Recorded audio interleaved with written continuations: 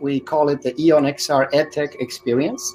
I've been selected for now to host it. It's a pleasure to do so. And the idea with this event is that every week we invite a special guest, someone that is a prominent figure in education, ideally a rector or someone that has a large influence over student faculty members, and also has a passion, an interest in virtual and augmented reality. So today, it's my great honor and pleasure to invite and welcome Professor Daniel David. He is a professor in clinical psychology and psychotherapy, clinical cognitive sciences at Babes-Bolyai University in Cluj-Napoca, Romania. He's currently also teaching at the Icahn School of Medicine at Mount Sinai and is a research director at Albert Ellis Institute, both in New York, United States. So he's also president of the executive director of the International Institute for Advanced Studies of Psychotherapy and Applied Mental Health. In 2020, he was elected as rector of Babes-Bolyai University, and which I understand is a pretty big university, Professor. So welcome. Thank you so much for joining. Thank you very much for inviting me. Yes, UBB or Babes-Bolyai University is the largest one in Romania. We are a community of about 55,000 people. Yes. Wow. And I also understand that you have a pretty long history and track record as a university, going back to the Middle Ages almost. Is that correct? Yes, right. Our academic tradition is pretty long. We started as a Jesuit academy, as a Jesuit university in 1581. Yesterday, we just celebrated 440 years of academic tradition. So, yeah, we are proud of our tradition, but we want to use the tradition to be good and to have excellence in the present and future. We don't want to live in the past. We want to live in the future.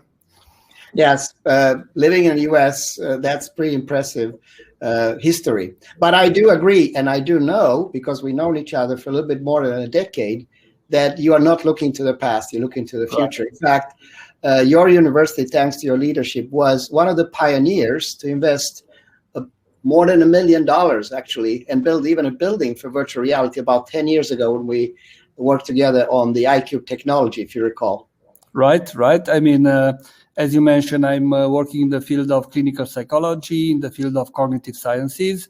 So practically, we try to change the paradigm in the way we are doing psychotherapy. And we try to move the field from the classical evidence-based psychological intervention to evidence-based psychological intervention, technologically informed. And in that approach, the virtual reality was a core component. For example, just to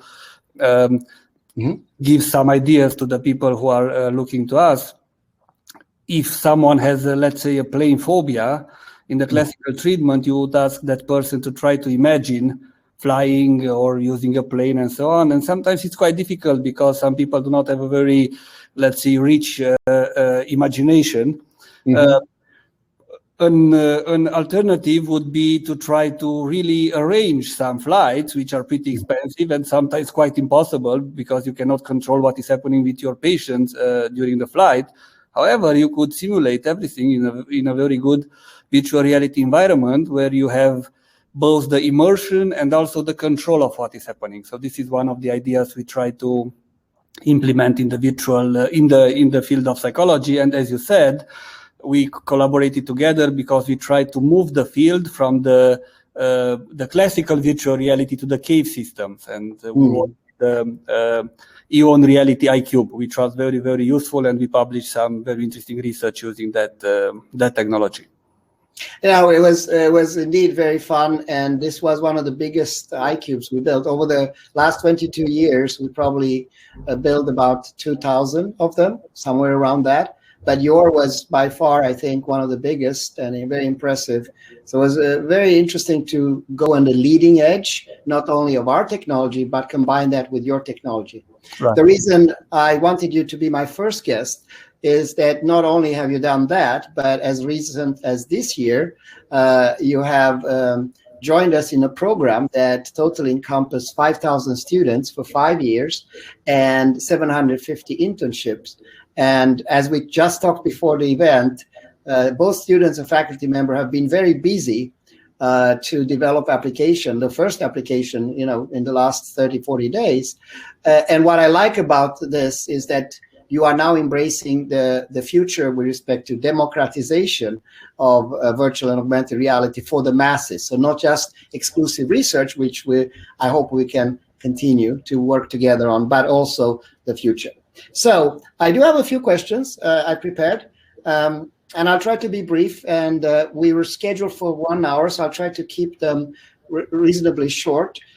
There's no firm ending if you want to elaborate on things. I would like to start with, I'm an engineer, so I also like challenges. My idea, most engineers think if I find a challenge, hopefully I can find a solution.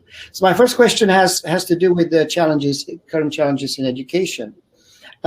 Overall, can you please tell me a little bit about which are the key challenges that you see in today's education?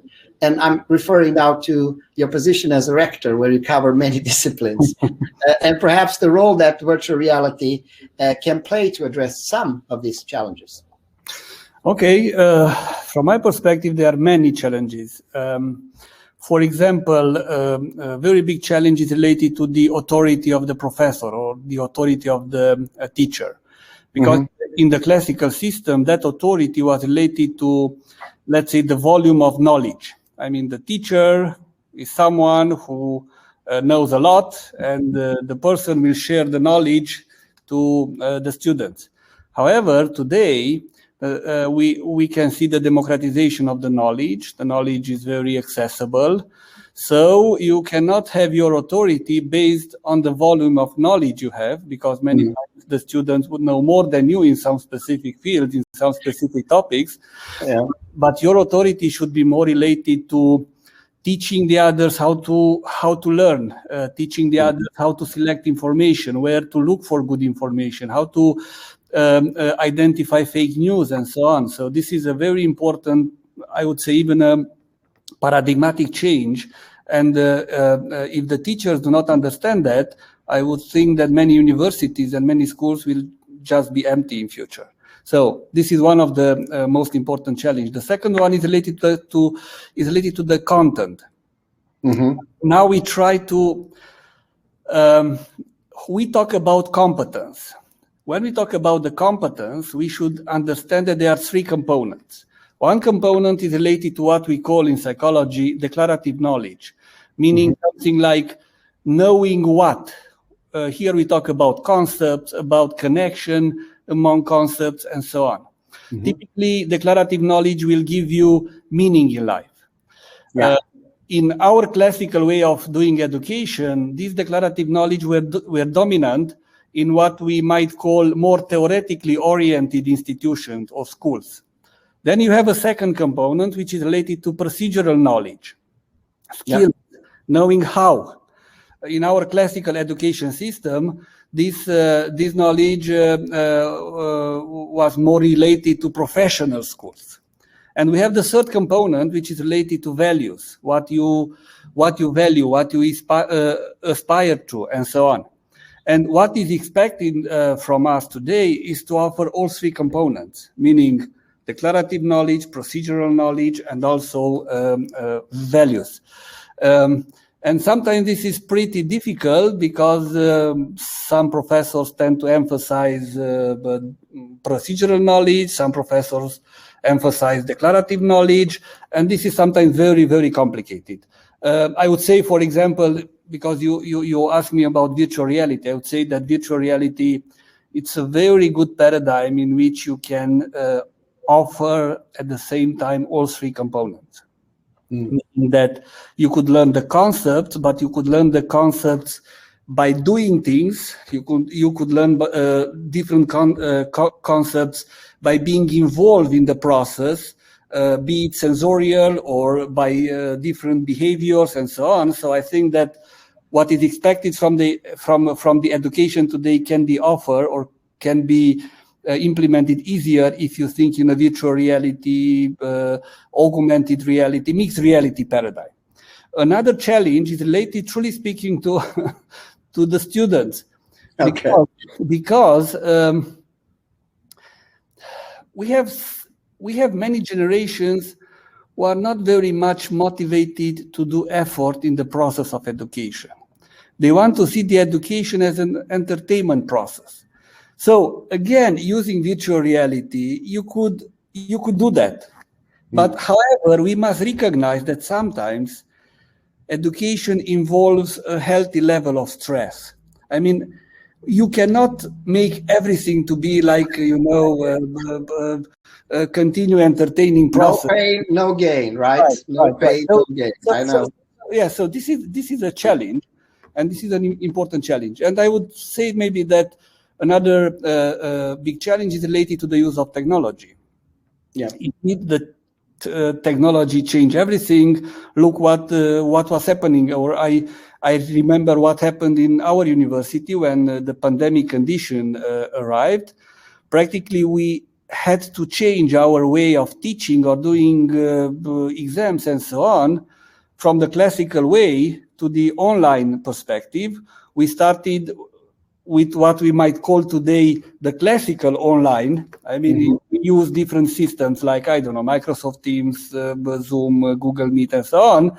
And now we are ready, to make a jump into a new paradigm. You are doing it. Yes, using, as you mentioned, virtual reality, augmented reality, mixed realities, because we really think that this paradigm helps us to cover all three components of the competence, and also we can engage the students in their own educational process. They are part of a co-creation process. They co-create their education. So this is very important for the young generation today.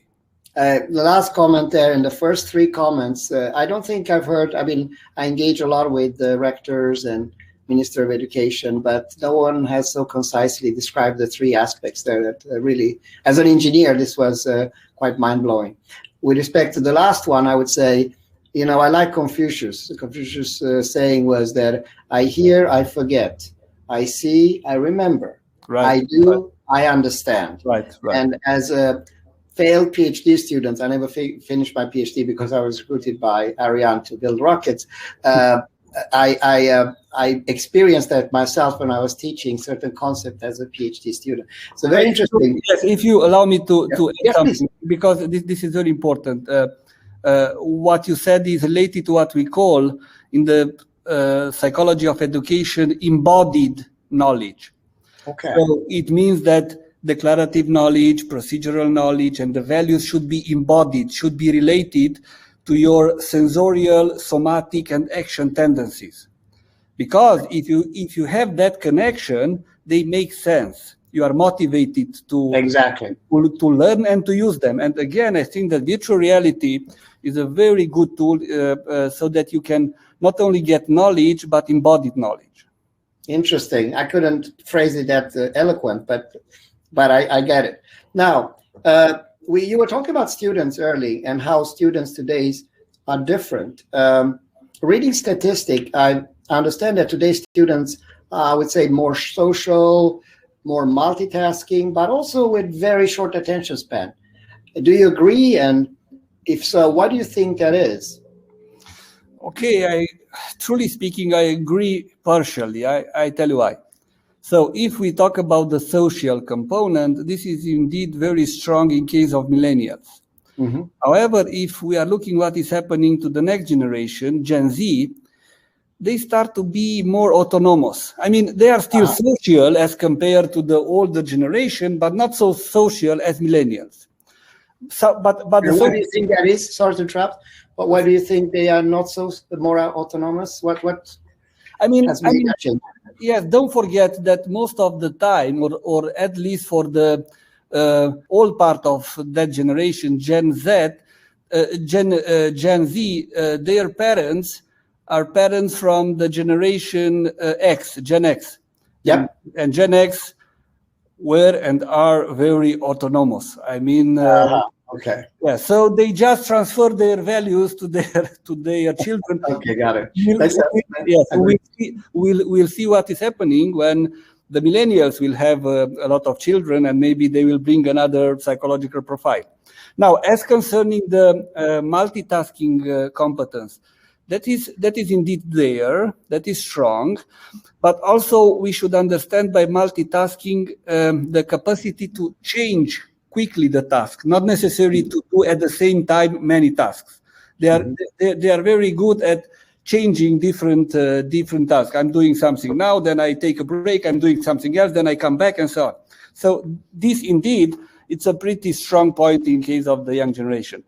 As concerning the short attention span, as a psychologist, I would call it in a way a kind of a fake news. I tell you why. Okay, fake news. Okay. Yes, I tell you why. So I assume that many of us heard those info in the media saying that I don't know, the attention span is about 8 seconds, even smaller than in the case of some fish or something like that. So the attention span is related to the motivation. So if I am motivated, I will be able to focus my attention and stay in the task as long as I am motivated. The problem is that many teachers, many professors teach in the old paradigm. Yeah. They would say, okay, sit down and take notes, and I will start talking about a specific field. But someone will just check me on the mobile phone while I'm speaking and say, okay, but all this info is here. Why shall I listen to this guy? So that is the problem. So it's not a problem with the mind of the young generation. It's a pedagogical problem, the way you engage them in their own education. So I would say that indeed, they are more social than the older generation. Indeed, they are more multitasking oriented. But as concerning the short attention span, I would say that it depends on the motivation rather than being something very different with their mind. No, and that actually makes sense when you explain this way. It reminds me of the fact that, I don't know if you follow, but podcasts have become, especially long format podcasts that go for 1, 2, 3 hours, have become extremely popular. And if you look at the demographics, a lot of those people are young, because I guess they're interested in the specific topic. So motivation must be the reason. No, it's very interesting to talk with you because you have all these dual brains, right? You have a brain where you have a vast experience in pedagogical aspects and leading a university now. And then you have a second part that looks at this from a cognitive aspect. So it's very nice to get those feedback from you. Now, I will start with a quote famous quotes from John Dewey. If we teach today's students as we taught yesterday, we rob them of tomorrow. So I wanted to use that quote to ask you the question, do you think that the methodology of learning and training must change in order to better address those needs that are today, some of them, and also help address the students' current mindset? And if so, how? Yes, I think that is fundamental, because otherwise they will just get education in different parts, not in schools, not in universities. So we just have to change the whole educational system. Now, how we can do that? I already mentioned some of the strategies. The students should be part of their own education. They should be actively engaged in the process.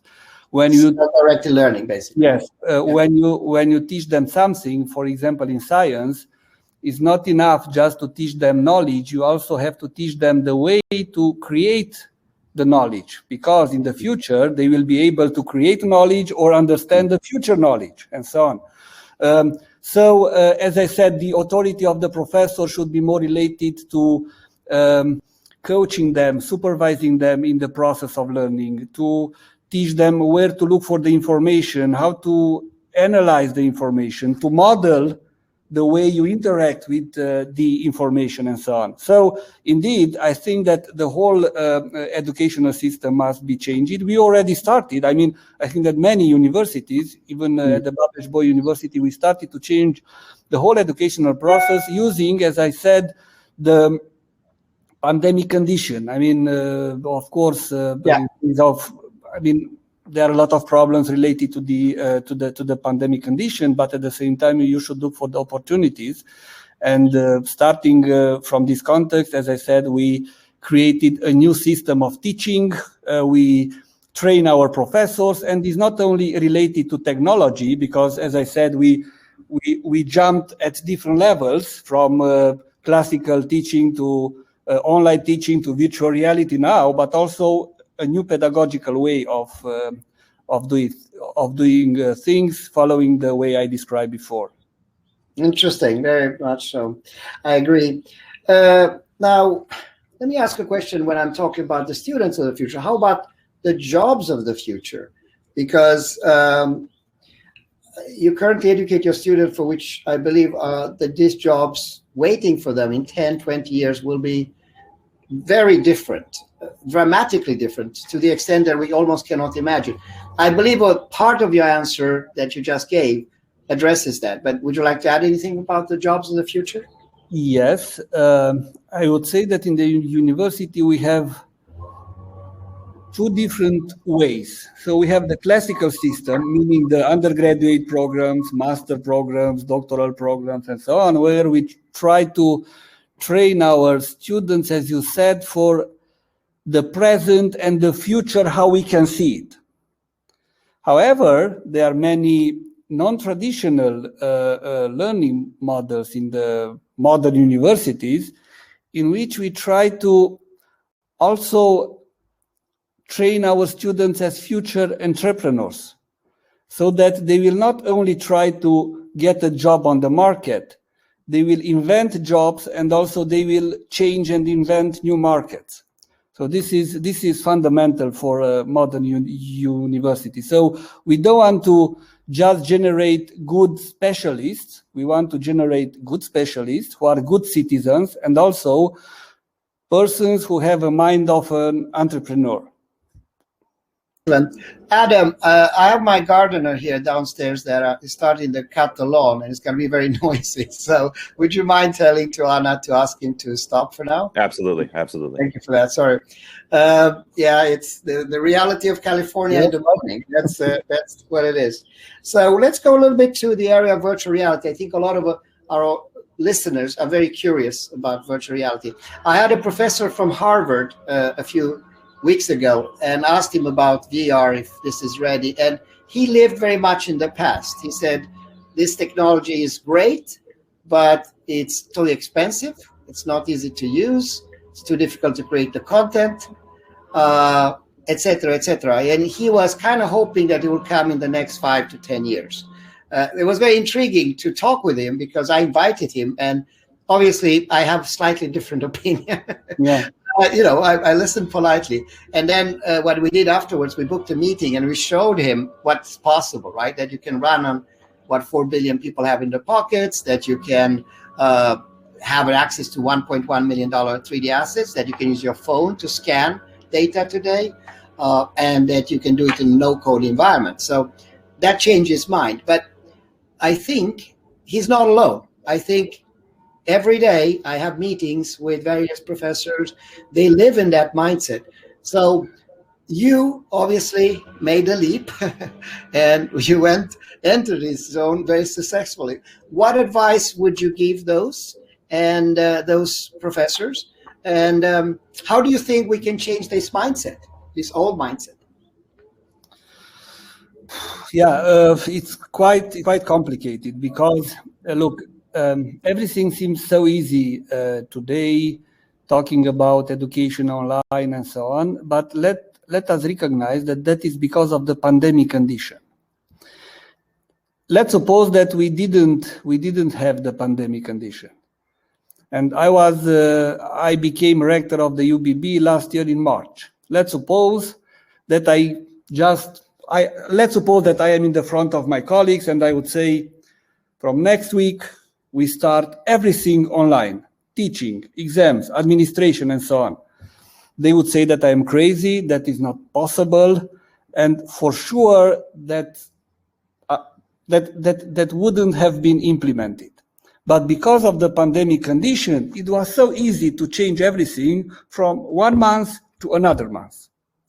So in a way, some people lost the opportunity to move not to the classical online, but directly to the most advanced paradigms in the online system. I'm talking about augmented reality, mixed realities, and so on.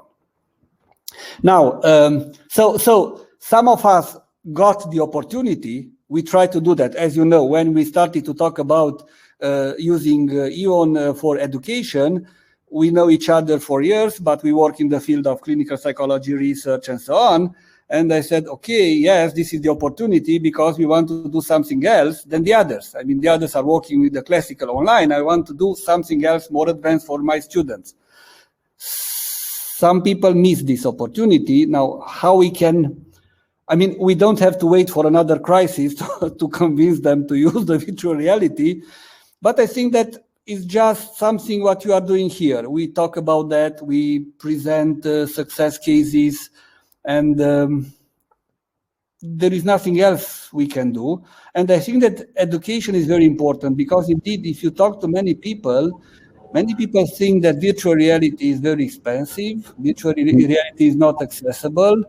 And maybe that was true about 10, 20 years ago.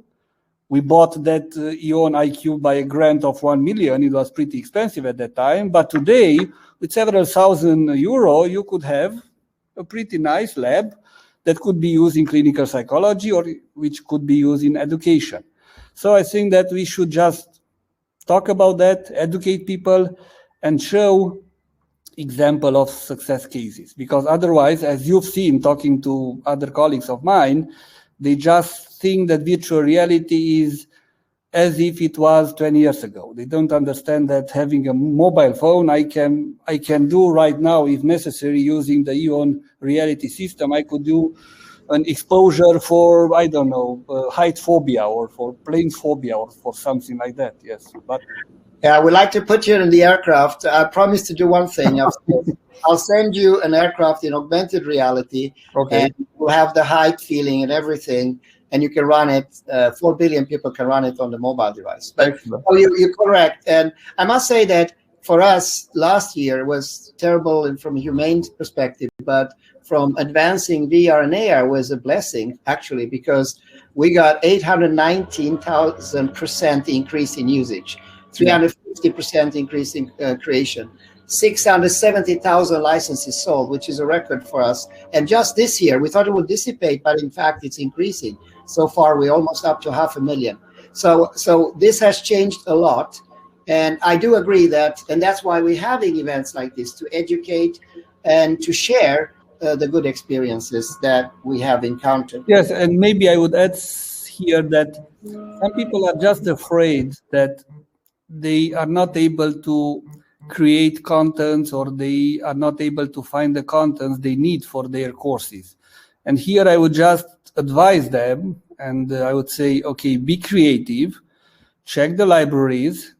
You can find many things for free and try to use them creatively, even if that, I don't know, content was not created specifically for that topic. Sometimes that can be used for another topic and so on. And also, I understand, I will see what is happening after you finish the training with my colleagues, that to create contents and to include contents in the library is not so complicated. I mean, they could do that.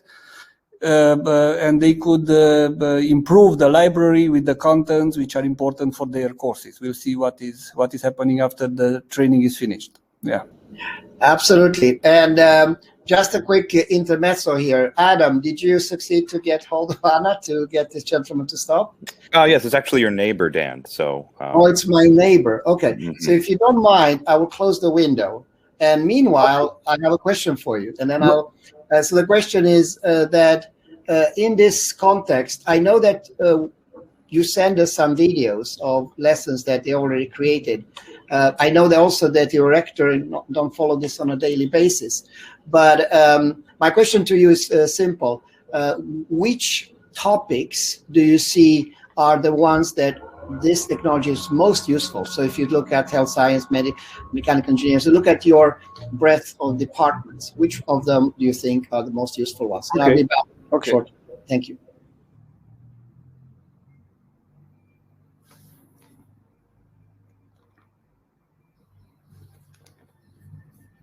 We cannot hear you. So I said, if you don't mind, start to answer my question while I close the window. Okay. So our university is a quite complex university. We have programs for art and humanities, social sciences, life sciences, natural sciences, engineering, and technology. So right from the beginning, I could say that the library was and is pretty useful for engineering and technology part. For some components in the art and humanities, especially some museums and other things like that.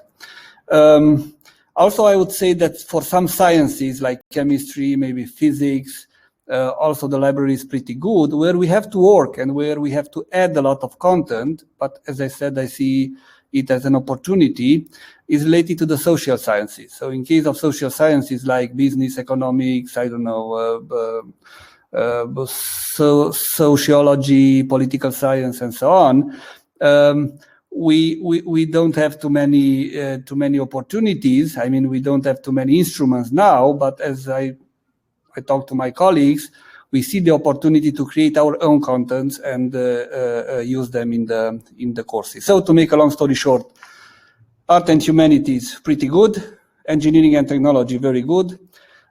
Sciences good, life sciences very good, social sciences we have something to work there. Yeah, exactly. No, and I fully agree.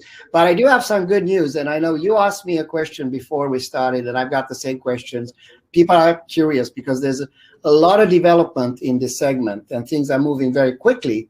And the question I've received from Professor David is, can you tell me a little bit what's around the corner, especially to address things like the things that you described? And I'm very pleased to share with you, Professor, that 9.0, which is the next version that we are releasing, released the beta actually last month, and the official will be released soon, has a lot of these capacity things that you talk about. Mm-hmm. So the ability to capture 3D, for example, of a courtroom or of a meeting room, and show that in augmented reality, things like I'll just share some examples. So we are moving from this object-centric way of describing things to a full environment, because the world is 3D, and you can experience that on your PC, you can experience this on your phone. So here's an example. Yesterday I was in Bologna in a kitchen. No, I was in California, but I'm actually using LiDAR technology that Eon supports. So you can see that this is not the real kitchen because I put transparency on, and now you see me like the Swedish chef there. And what's happening is that I'm in that kitchen, and here's the evidence that I'm moving around. And all I'm doing is I'm holding a phone in front of me, and put transparency. You can see that I'm in California, not in Bologna. And as I move, I can interact. I can invite other people to be in that environment. So when I was referring to the aircraft, I mean, it's very easy. You just switch this model with an aircraft, and in this case, you can inject knowledge points, etc. So, and this is able to do what we couldn't. Remember, in a cave, we could only go 2 steps, and then it was stop. In this, right, you can go endlessly, right? You can, assuming you have a big enough patio, so you don't fall off the patio, but you can do that. So this can help in many areas. 3D environments for hospitals, for example. You can do it in factory environments, in any type, courtrooms, meeting rooms. The other thing that I see is very exciting, and this is, I took some videos for this event, again in the garden, so you can see all this, the visual quality, which is very important in psychotherapy, that you get a realistic view of what it is. It's even goes to the extent that we don't know what's real and not, and you can interact in this environment in a very fluent way. So I find that realism exciting. I find also the ease of use, that it doesn't take long to download it, and that is important.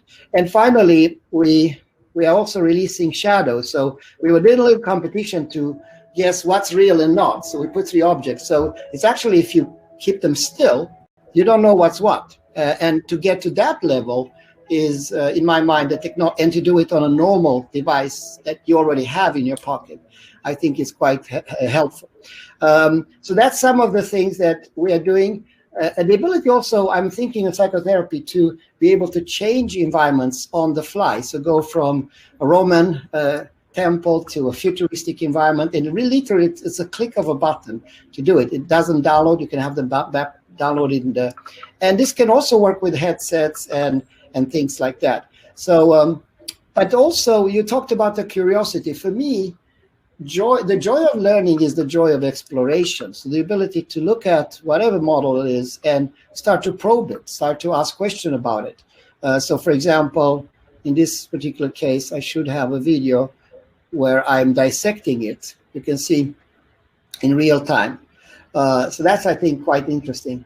So there's many other things that you can do. One thing that may help the procedural part is the pre-recording that you were talking about. So the step-by-step, which is, I think, not only useful for TVET, but can also be utilized in mechanical engineering. My background being This aerospace. is Perseverance, or nicknamed Percy, which is a car-sized rover designed to explore Mars as part of NASA's. This is one of my colleagues that is exploring, probing, and you do that in a group rather than doing it alone. So those are just some examples. I'm not going to bore you with all technology. One area that I was intrigued to hear your thoughts on is the 360, because the 360 provides that ultimate view of realism. It is real, right. Especially if it's 360 with stereoscopic, and now our platform supports both, which you can have hidden annotation, but you can also have bifurcation trees. You go from one event to the other. So that's an area that's easy to capture, etc. So that's one thing. So this is something we are coming out this month. Sorry. And then the last part, very quickly, I'm not going to bore you with everything. How about the ability to be in Sigishwara and see a beautiful sculpture and just use your phone to create automatically a 3D model of that, whether it's that or something like that, or you do it in 360 just using your phone, right? That's something that we are coming up and will demonstrate in July. But the other one is to use artificial intelligence to recognize things. So you don't have to do annotation. We're working with Google Lens where you can capture whole environments and also embed and inject information around it. I like the idea that you had about students to learn by doing, the self-directed learning. And last but not least, to do more complex stuff, we're looking now how we can do advanced mode for dummies, if I may say so. By dummies, I'm talking about myself, people that I haven't programmed now in 20 years. So, I mean, I like PowerPoint, but that's about it. So the vision, we'll come back to this a little bit, but the vision I see is very much aligned with what you talked about. One area is the virtual campus. The other one is what we call the merge campus, to be in different locations. I would say we already engaged with various projects. We work with a gentleman on my board, advisory board, John Guetta, that has prepared some of these images you see here for XR-enabled cities. So it's a link between education and government that we are very excited about. So to define that. But all this nice technology are in vain unless we can anchor them in reality with faculty members. And I would say today, and professors and rectors like yourself. And I think you are among those leaders, the champions that can do so. And I'm extremely excited to work with you on this specific field over the next, years to come. That was my little promo about EON. So I hope you don't mind. Can I have a question here? Yeah, absolutely. I'm thinking, as you said, both as rector, but also as a psychologist. You know that online therapy is a very powerful approach today. Can we integrate, let's say, the classical online systems by which I would say thousands of people or maybe hundreds of thousands in the world offer online therapy with some of these 3D developments? I mean, how complicated is that? It is extreme. As I said, let me be careful because I need to answer as an engineer. It is about 100 times easier than when we're trying to do this in an IQ, because all we need to do is to go through the curriculum to understand the bodies, the components required, and what interaction modalities you want to do. I will bet that 80 to 90% of the geometry is required, whether it's aircrafts, whatever context will be there. But the concrete suggestion I have, Professor, is if you can send to, or some of your colleagues send that to us, and we will look at it and promise to come back with you. This will be an excellent project for some of our students also to be engaged in, to translate it. But it's easier than PowerPoint. That's a short message. Okay. It is, and it's also joyful. I catch myself spending hours. I say, I'm going to just open and play a little bit, and then 2 hours are gone. So, but it's more useful spending hours than looking at TikTok, I guess. Yeah, and I'm very happy to learn about the new developments. I mean, the 3D using mobile phone, 360 using mobile phone. These are very important developments, because I can tell you, many of my colleagues will be eager or more open to use virtual reality and such system in their teaching, because they can create the content they need very specifically for their courses or for their seminars and so on. Absolutely, and we'll come back to that.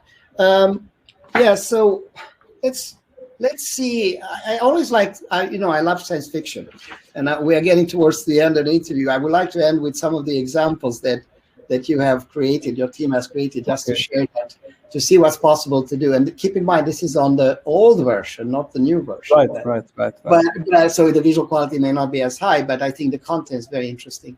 But I do want to ask you a more forward-looking question. And I'll use this example. Today, I just read that the computer, a normal laptop computer by 2023, which is in around less than 20 months, will have the power that a brain has. The same thing that, I say 5-10 years ago, a big, huge IBM computer could do. And it is predicted that in the next 20 years, the same computer, the same size, will have the power of all the brains accumulated, however many people we are then, 8 billion or so. And of course, that has impact on artificial intelligence, on advances in DNA technology, in what we can do to build rockets, to all aspects, the artificial, virtual, augmented reality. So my question to you, where is humanity going if you stretch it 20 years? I'm right now 58, that's 7,000 days from now, I will be 78. Where are we then? I know it's an impossible question, but I can't resist to ask you that. Look, I really think that even the pandemic condition forced a new industrial revolution. I mean, it will come sooner than we believed. I think that the combination between cyber and physical system will be stronger, and that cannot be avoided. The problem is how we can do that in order to,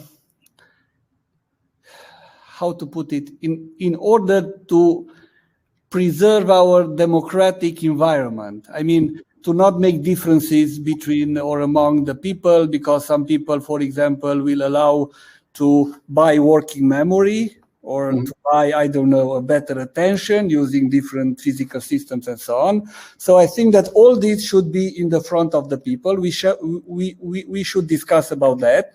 We should establish some ethical guidelines. And after that, just let this industrial revolution to come, because I know that there are many systems, many politicians who try to block it, saying, okay, that is a danger for the human beings, that is a danger for our species. If we are not doing that in the light, that development will happen anyway in the dark. Yeah. And we will discover, I don't know what kind of things in 20 years. So I would say that development is impossible to block. Let us try to be part of that, to co-create that development, to do that in the light, and also to have the human beings to use their free will in order to choose different things. This is what we can do. Of course, our species and our, I would say, society will be different, a lot different. I remember what not my parents, my grandparents told me when my grandmother told me that I will be crazy because I read too many books, and that is not okay, and so on. Now we criticize our children that they stay too much in front of the technology. And you know that we took two serious measures as concerning the technology. I just read a scientific report, a very serious one, saying that all the guidelines about the number of hours that should be allowed for the children to attend technology are pretty wrong. In which direction? Too much, too little? So the guidelines were too severe, saying, for example, that until 2 years old, no exposure to the screen.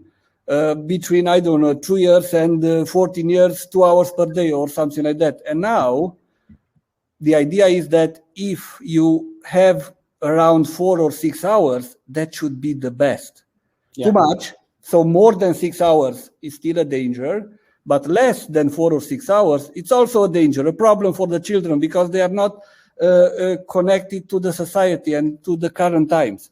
So I'm pretty optimistic about the future, and I think that we shouldn't be afraid of that. Let's embrace the change. I absolutely agree, and I agree about the democratization of this. I was just thinking when you were talking about a little bit of what my personal passion is, and I was talking about 7,000 days, right? You think, what do you do for the next 20 years? So I'm just starting a 3-month trip starting July, August, September, and I'll be in 3 continents visiting more than probably 70, 80 places.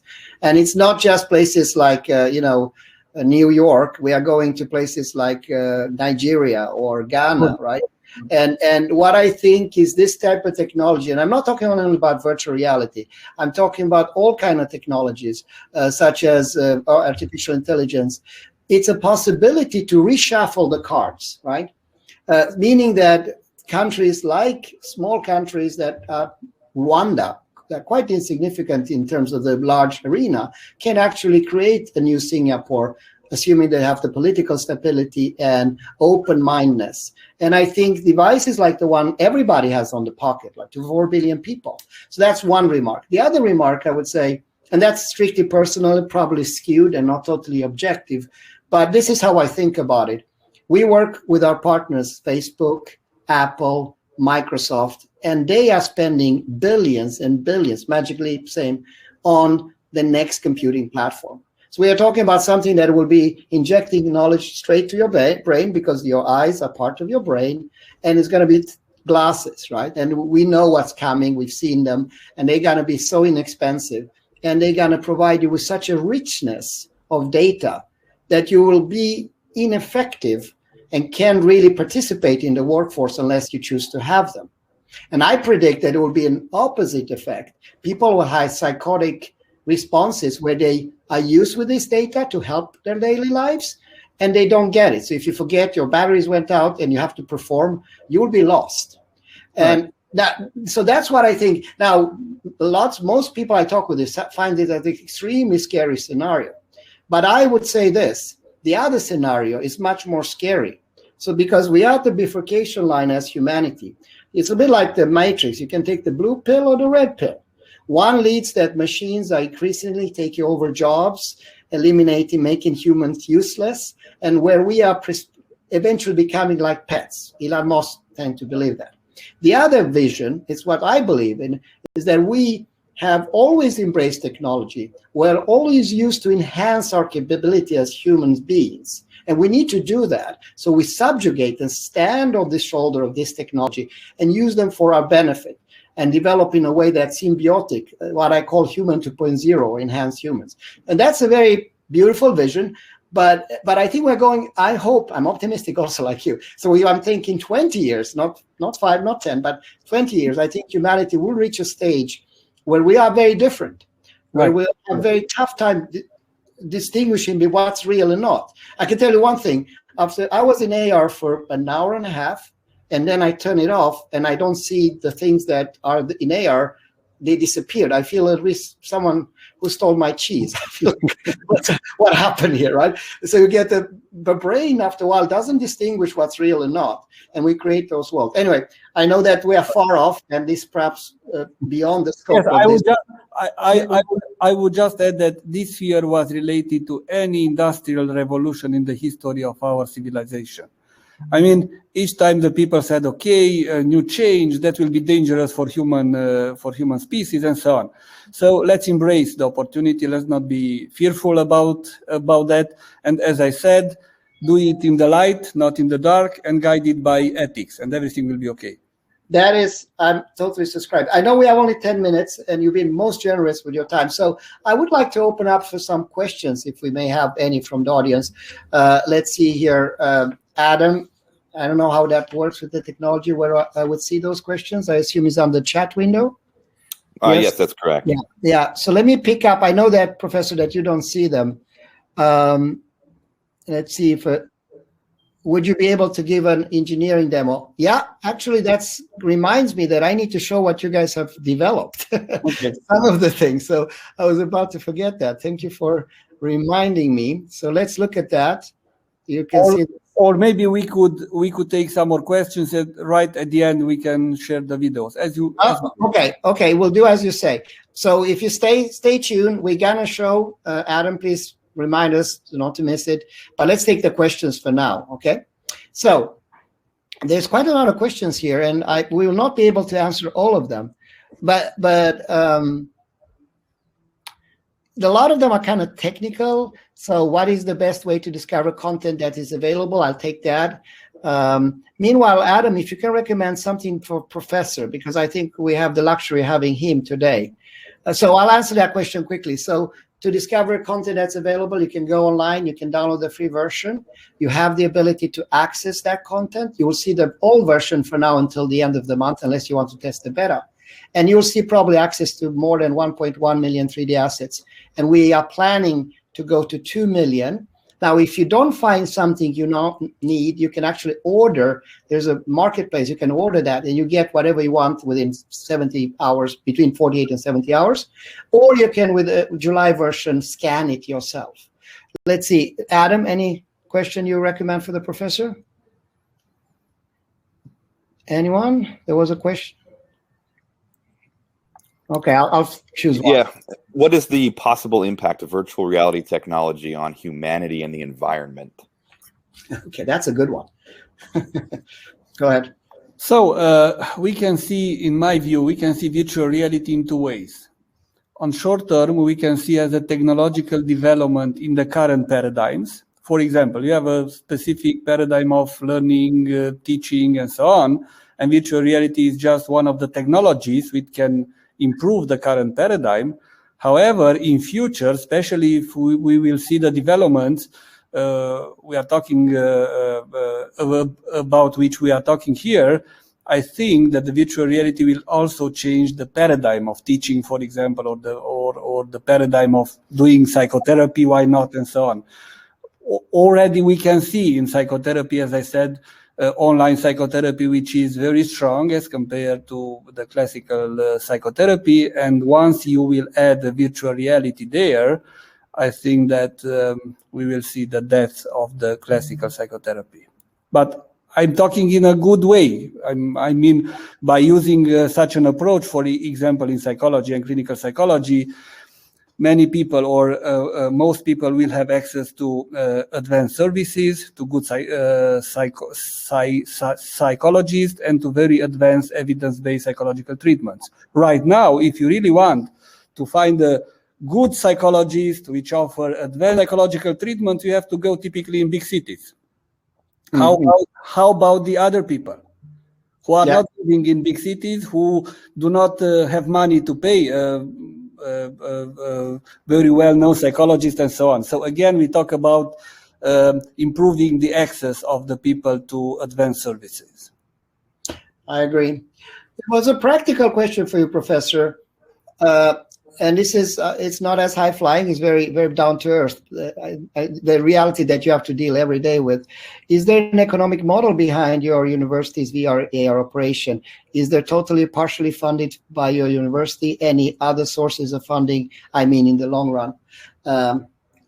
Yeah, so we have practically two components in our VR center. We have one which is related to the educational component. As I said, we want to make a jump into a new paradigm from the classical online to the augmented reality, virtual reality, and mixed realities, and so on.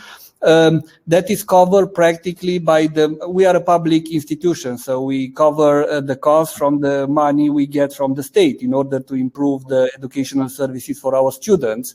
So that was the main idea. It's not just something we want to do to explore different things. We really want to prepare our students for the future and to offer them the most advanced technologies for their education. And we have another component which is related to the research and innovation, research development, where we work together, and also with different other companies, where we try to apply for grants, we try to get money from industry to offer different services, different products, and so on. We are in the process of launching one of the first products with VR Mind, for example. We work together trying to have a product, for example, to retrain different memory, attention, and cognitive biases which are involved in anxiety and depression. So that is something else. So we have an educational component and the research, development, and innovation component. The money for the first is coming by education from public sources. For the second, we try to get grants and to bring money from the industry. Excellent. And I would like to add two things maybe. We work together on the education side by actually also helping with a grant guarantee, and E.ON is willing for esteemed academic institutions like yourself to offer that opportunity. So if you're interested to learn more about the grant guarantee program, feel free to reach out to us. I would also say, with regards to research, E.ON has been working for the last 2 decades in Europe with European Union for different programs together with universities for research, likewise in Asia and likewise here in the United States. And specific this year, there is almost a grant bonanza, I would say, because the governments are concerned for a resilient post-pandemic recovery. And in that context, I think this type of collaboration would be very, very useful. A last question for you, Professor, before we go. This is also a little bit of a technical, but I'm curious about what you think in context of your specialty. What do you think the future of wearable have? Today, we're using, most of us, 95% are using the phone. Of course, it supports the headsets and also the devices that are, but what do you think about wearable in the post-COVID world? That's the question. I don't know. I mean, I think that after the pandemic period, we cannot go back to what was before the pandemic period. Mm-hmm. I mean, those who are trying to do that will lose a lot. I mean, of course, we don't want to stay in the logic of the pandemic situation, but after the pandemic period, we should try to use the best things that we learned during this period, even in the case of using technology, as I said, for education, for psychotherapy, and why not? I would see using technology for personal development. I would see that as part of our life. So I would like to see such technological development after the pandemic period. And I think that will be the first step for the period or for the new paradigm we mentioned here, the new industrial revolution. Thank you for that, Professor. With that, I appreciate your time. I would like to go to those examples. And I took some notes because I think I've made a couple of promises to you today. So make sure that I'll stay with them. So let's go to the screen. And you should be able to see the screen momentarily, and I minimize it. There's this little effect there for a second. Let's go to the presentation. That's the one. Okay, so the first example I saw, which was quite intriguing, had to do with language, English language brought alive through visualization and immersion. The reason I like this one is we are doing a program, for example, in Brazil with 50,000 students, where we help them to learn contextually, right? Meaning that you learn by being there. So not just having a miniature terrace like we're doing here, but with 9.0, we can make that terrace and blow it up scale 1 by 1. So that's something very exciting. So I would like your thoughts here, why you think learning a language, you're doing that in a contextual way, where you actually have information and you learn it as you need it. What do you think about that? Yeah, so I think that is the best way. In fact, we have two components here. As you said, is the contextual component, but also I would say the embodied component I mentioned right at the beginning. So you have a very strong connection between the meaning of the word, the sensorial aspects of the word, and action tendencies. So this is in fact, this is the idea if you want to master language. Exactly. And what we are doing now with 9.0 and beyond is that you can actually see your colleague that is at Cambridge, and he's in the same environment. He holds a phone. So what's happening here for everybody's benefit is someone holds a phone and walks through, but in fact they are in Transylvania in a garage. They are not in this place, but they've scaled up the model, as you can see. But now by having voice communication at the same time, you can reach much more. So let's look at the second examples. This is students developed to traverse the solar system. We intentionally took off the sound. It is in Romania, so there's a lot of explanations going here for the benefits of the audience that we don't have. But I did so the professor can comment. Yes, please go ahead. What's your thoughts about using it in the context of something that we seldom or never get to experience? Yeah, so I think that was prepared for the high school. I tell you why, because we have a STEM program in which our students try to engage high school students for in different fields.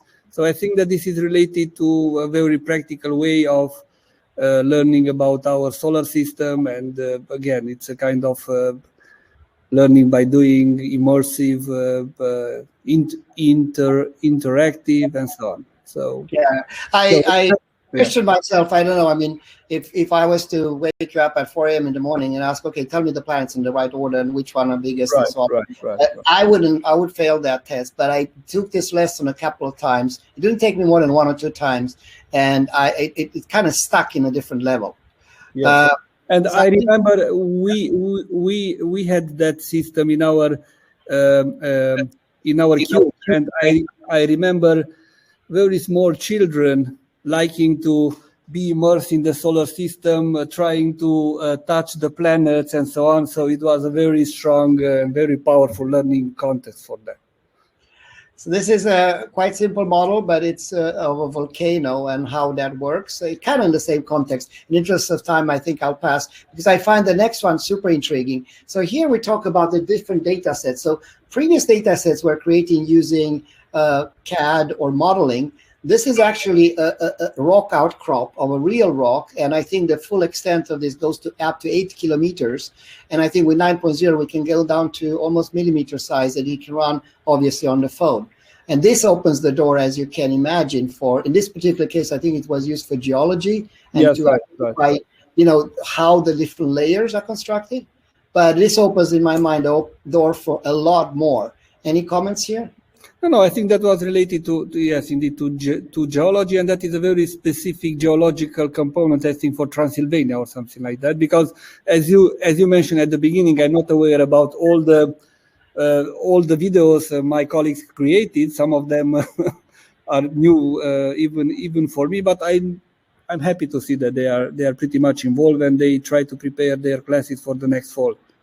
Yeah, and I look forward to the Transylvanian mountains myself. I'll come there to the summer. I noticed that Prince Charles has a love for Transylvania. I don't know why. I think I read somewhere that is related to Prince Dracula. I don't know if that's correct. But anyway, that was a off the cuff comment. And then we go to one of my favorites, has to do with the Roman Empire. This is Pantheon, I believe. I don't know how many times I've been in Rome and sat by the cafe on the side and look at this building there. And I always dream of having this movie that I want one image for every year going back to 2,000 years plus. And here we have it. And I enjoyed to listen to your professors talking about this. Any comments? No, I think that was created from my colleagues, either from art or from history, right? Yes. I think it was based on scan data. And we should mention to those who are watching that these were created as part of their training in using the system. So I'm pretty happy that they are able to create these things as part of the training, and hopefully after the training they will be able to create, I don't know, something even better maybe. Yes. Yeah, and there's a lot more examples. Unfortunately, because we have a hard stop, we're already 4 minutes over, we will not have. But if you are interested, and keep in mind that the university has only used this, I think up to 600-700 lessons in the first few weeks. So there's so much more here to tap into. So if you are interested, feel free to reach out to us. We also make a link to the university for further comments.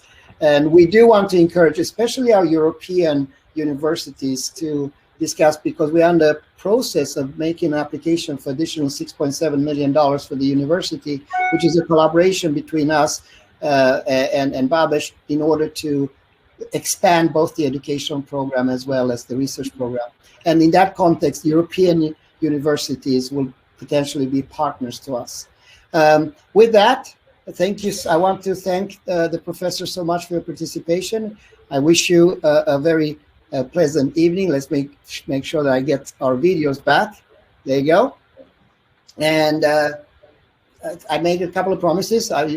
Adam, hold me accountable. You need to send me the curriculum to see which of those things can be possible to do. I'm working with your colleagues on the bigger grant. Okay. And of course, the July timeframe, if you're in Romania,